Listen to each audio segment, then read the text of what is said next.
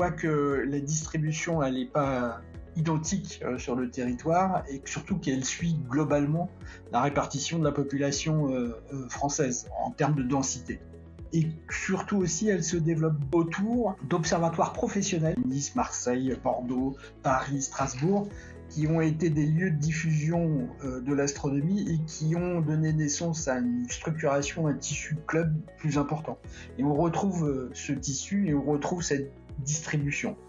Ce qui est sûr, c'est que sur le territoire, il y a quand même de grosses disparités en fonction des régions, en fonction de la population et de la météo. La distribution aussi se fait ainsi. C'est-à-dire que dans le nord, il y aura beaucoup moins d'observatoires astronomiques que dans le sud de la France ou dans la vallée du Rhône par exemple, ou dans les Alpes où il y a une densité supérieure en tout cas.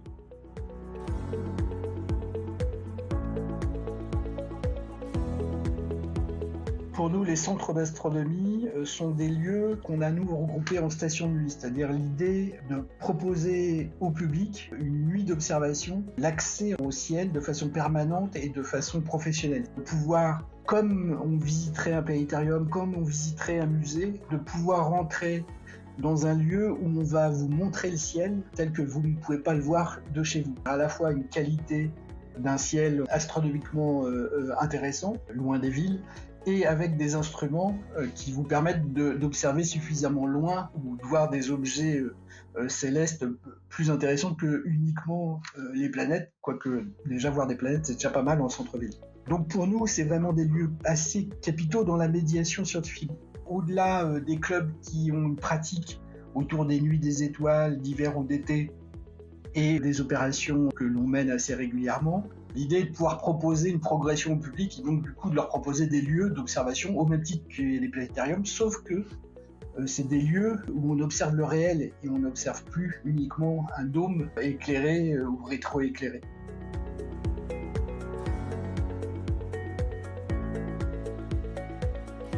Le défi principal pour les observatoires et centres d'astronomie, c'est le même que pour tous les autres acteurs de sciences avec et pour la société. C'est le fait qu'effectivement, on est dans un système où l'enseignement des sciences fait que les personnes qui ne sont pas sélectionnées comme scientifiques sont perdues par rapport au raisonnement scientifique, à la façon de penser, et pensent que c'est quelque chose qui leur est pas accessible.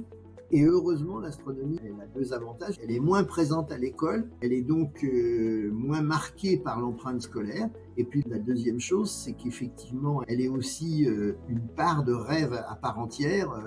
La muse Uranie, c'est pas seulement la science, c'est aussi le rêve, l'imaginaire, etc.